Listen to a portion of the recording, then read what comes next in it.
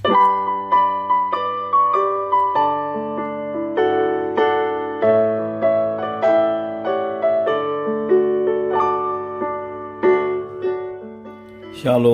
salam sejahtera bagi Bapak Ibu Saudara-saudara, anak-anak yang dikasihi oleh Tuhan Yesus Kristus.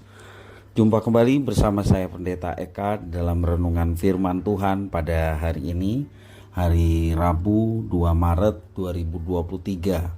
Kiranya sukacita dari Tuhan Yesus, damai sejahtera dari Tuhan Yesus menyertai hidup kita sekalian. Puji Tuhan.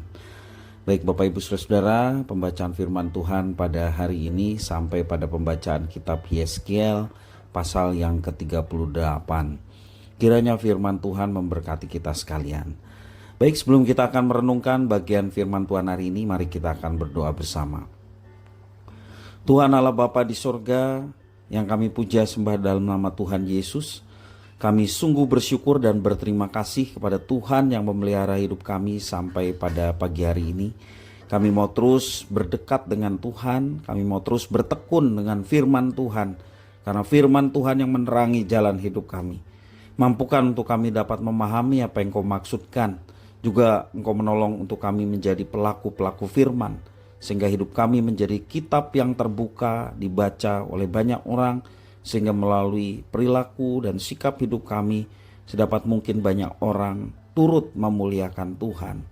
Terima kasih Bapa. Inilah diri kami sedia untuk belajar firman-Mu. Demi nama Tuhan Yesus kami berdoa. Haleluya. Amin.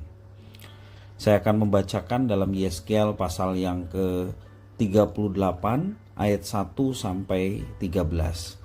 Demikianlah firman Tuhan. Datanglah firman Tuhan kepadaku, hai anak manusia, tunjukkanlah mukamu kepada Gog di tanah Magog, yaitu Raja Agung negeri Mesek dan Tubal, dan bernubuatlah melawan dia.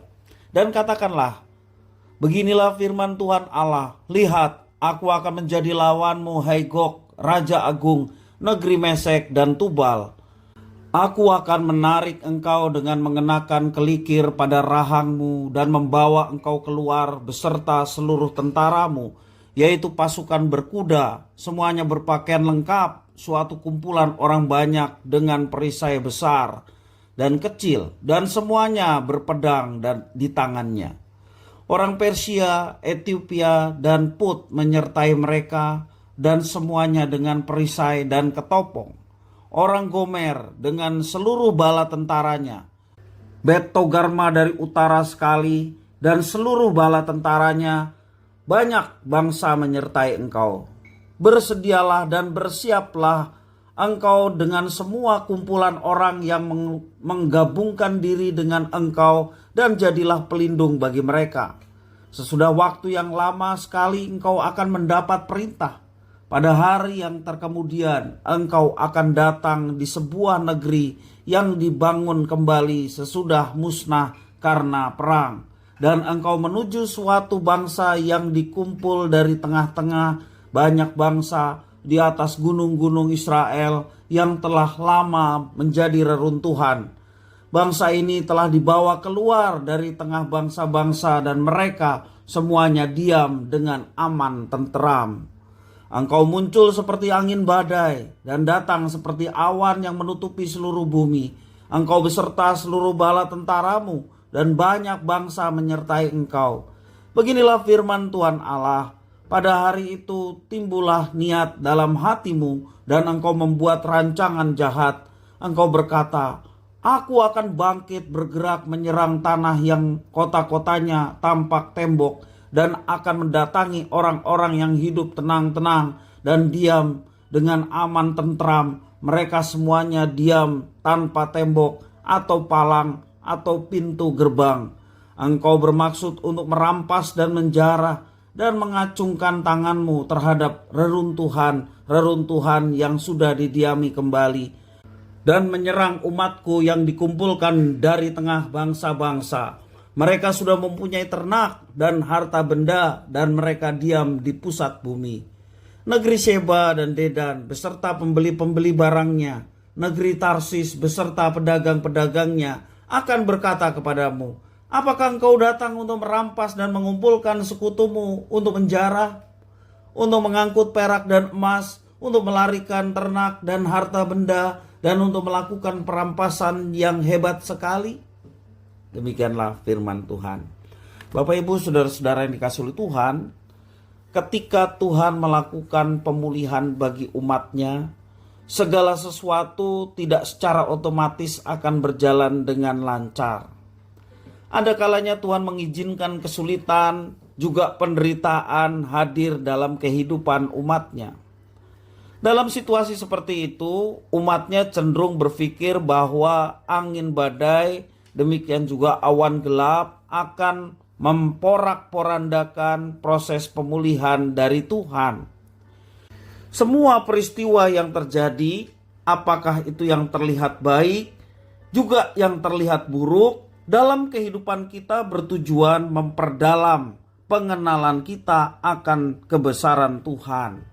Itulah yang diharapkan bagi setiap kehidupan kita. Proses pemulihan seperti inilah yang dinubuatkan oleh Nabi Yeskiel bagi Israel.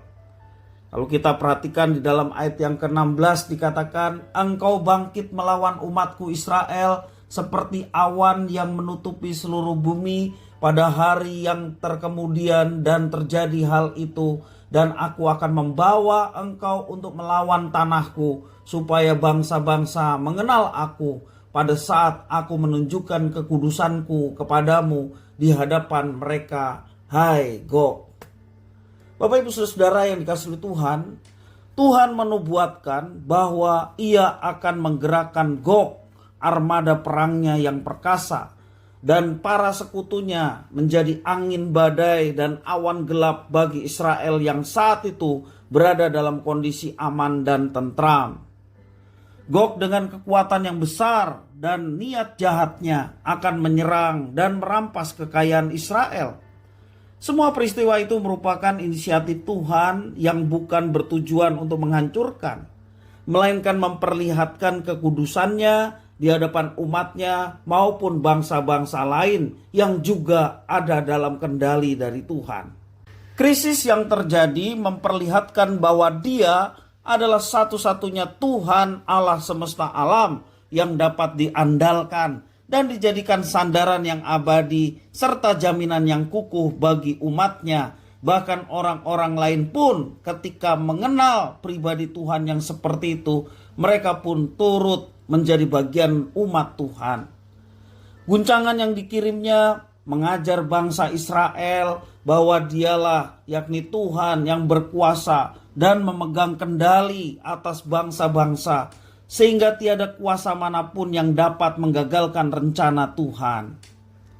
Dalam kekudusan namanya, Ia tidak segan-segan turun tangan membela umatnya untuk memperlihatkan kepada bangsa-bangsa bahwa Dia adalah Tuhan Allah Israel yang hidup dan yang maha besar. Bapak Ibu saudara-saudara yang dikasihi oleh Tuhan, proses pemulihan Tuhan tidak lepas dari berbagai tantangan. Kita perlu mempercayai bahwa Tuhan adalah jaminan yang teguh. Dia adalah pusat kekuatan kita. Dia adalah pengharapan kita. Apakah kita sedang mengalami proses pemulihan dari Tuhan? Ingatlah bahwa ujian juga cobaan yang mengiringi langkah-langkah kehidupan kita yang sedang dipulihkan merupakan sarana Tuhan agar kita semakin mengenal dan semakin bersandar kepadanya. Jadikanlah setiap tantangan yang kita hadapi, padahal kita saat ini sedang dalam pemulihan, bagaimana untuk hidup berkenan kepada Tuhan. Dan biarlah setiap tantangan yang kita hadapi tidak menjadikan kita semakin kendor, justru semakin mengandalkan Tuhan. Dan pengandalan akan Tuhan di tengah tantangan yang sedang kita hadapi membuat iman kita semakin kokoh dan semakin kuat. Karena justru diterpa tantangan dalam kehidupan apapun itu, ketika kita bersandar kepada Tuhan, kita akan melihat campur tangan Tuhan yang dahsyat, campur tangan Tuhan yang luar biasa, yang mendatangkan mujizat bagi setiap orang yang bersandar kepada Tuhan dan hidup sepenuhnya untuk kemuliaan Tuhan.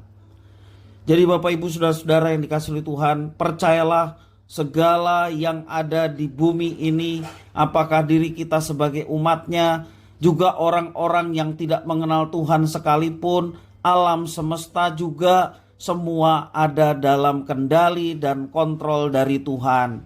Apa yang kita takutkan lagi? Tuhan menyertai umatnya, Tuhan mengasihi umatnya, karena itu tidak ada yang perlu ditakutkan. Berjalanlah bersama dengan Dia, serahkanlah segala beban, ketakutan, mungkin juga persoalan-persoalan yang engkau sedang hadapi.